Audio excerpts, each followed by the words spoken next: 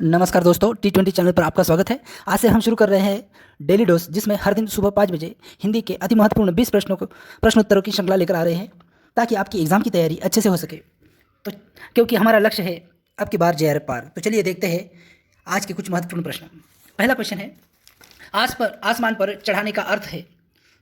तो ऑप्शन है ए अत्यधिक प्रशंसा करना, बी अत्यधिक अभिमान करना, सी कठिन काम के लिए प्रेरित करना और डी बहुत शोर करना। तो सही उत्तर होगा ये अत्यधिक प्रशंसा करना, याद रखना। उसके बाद दूसरा क्वेश्चन देखते हैं, वीर गाथा काल के सर्वश्रेष्ठ कवि माने जाते हैं। ऑप्शन है ये चंद बरदाई, बी दलपति विजय, सी जगनिक और डी विद्यापति। तो सही उत्तर होगा मित्रों चंद बरदाई, याद रखना। सही उत्तर होगा चंद बरदाई।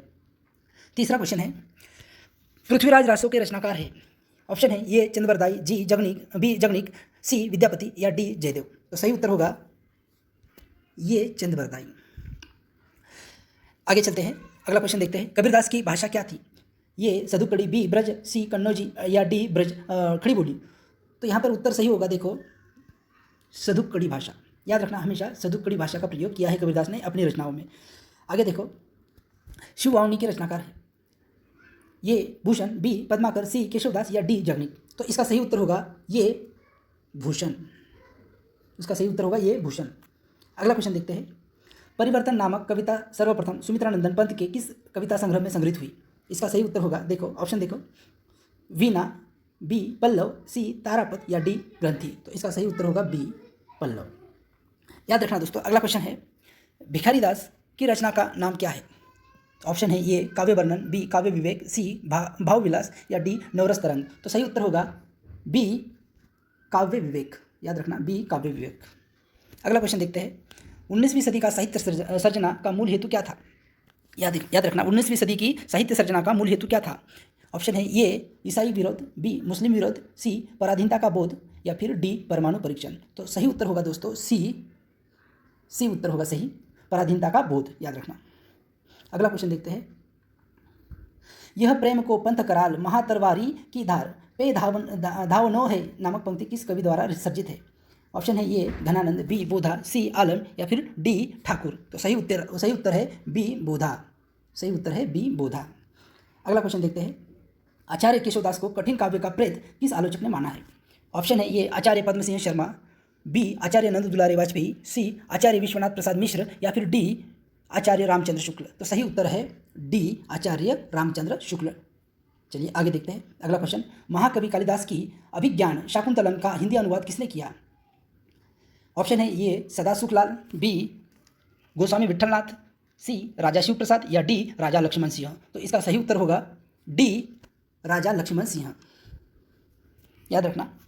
इसका सही उत्तर होगा डी राजा लक्ष्मण सिंह। अगला क्वेश्चन देखते हैं, परहित सरिस धर्म नहीं भाई परहित सरिस धर्म नहीं भाई पर पीड़ा सम नहीं अधमाई। इस पंक्ति के रचिता कौन है। ऑप्शन है ये तुलसीदास, बी रसखान, सी बिहारी लाल या डी मीरा। तो इसका उत्तर है, सही उत्तर है तुलसीदास। ये इसका सही उत्तर है ये तुलसीदास। अगला क्वेश्चन देखते हैं, सच बराबर तप नहीं झूठ बराबर पाप, इस पंक्ति के रचिता कौन है।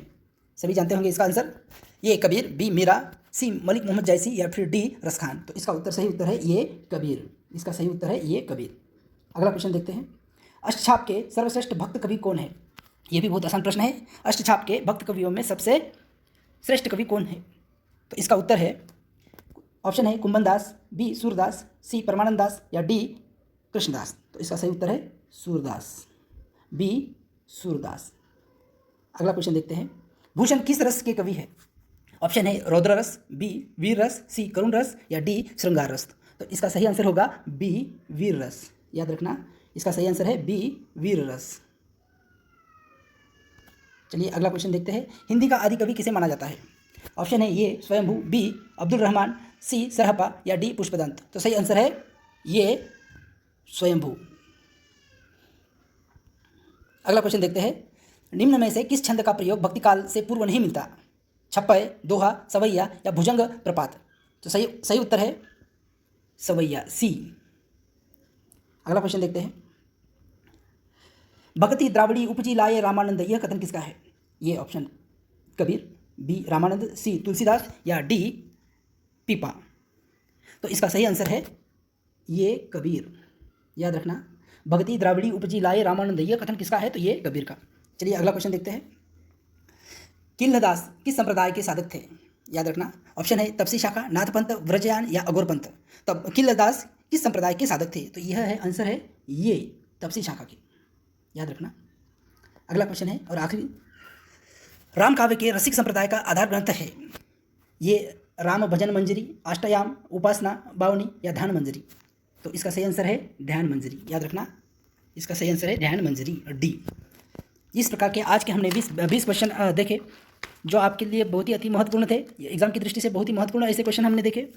यदि आपको ये 20 क्वेश्चन अच्छे लगे तो इस चैनल को अब तक आपने सब्सक्राइब नहीं किया तो जल्दी से सब्सक्राइब कीजिए, ताकि आपको हर दिन ऐसे ही हिंदी के अति महत्वपूर्ण 20 क्वेश्चन मिलते रहे और आपकी एग्जाम की तैयारी अच्छे से होते रहे, क्योंकि हमारा लक्ष्य है आपके बार JRF पार। तो मित्रों, जल्द से जल्द सब्सक्राइब कीजिए और हर दिन ऐसे ही क्वेश्चन देखने के लिए हमसे जुड़े रहे। धन्यवाद मित्रों।